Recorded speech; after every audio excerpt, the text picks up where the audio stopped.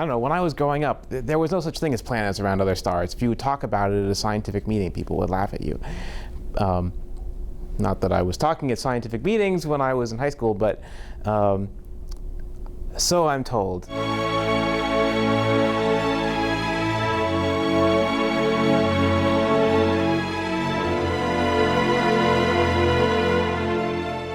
Planets are very small compared to the stars that they orbit. They're also very dim. For example, the Earth is 10 billion times fainter than the Sun. 10 billion times fainter. It's kind of like trying to see a firefly next to a lighthouse. It gets lost in the glare. The Hubble Space Telescope takes pictures of nearby stars and uses a special tool called a coronagraph. And the coronagraph blocks out the light from the star.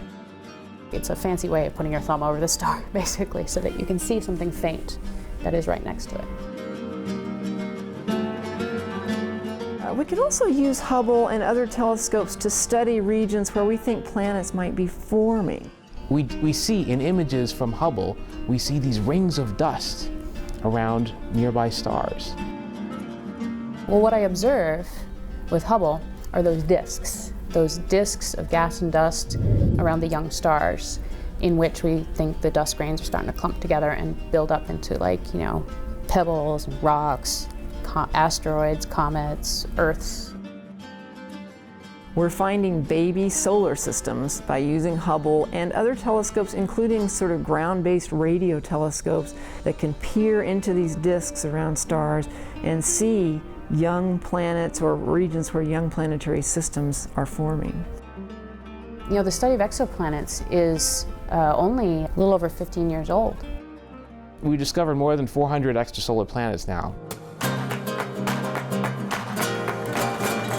We're still just beginning to understand how the processes that formed our own solar system also form these other really diverse types of planets.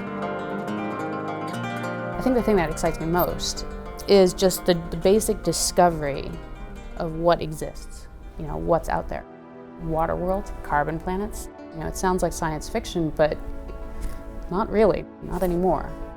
Why did life arise on Earth instead of somewhere else?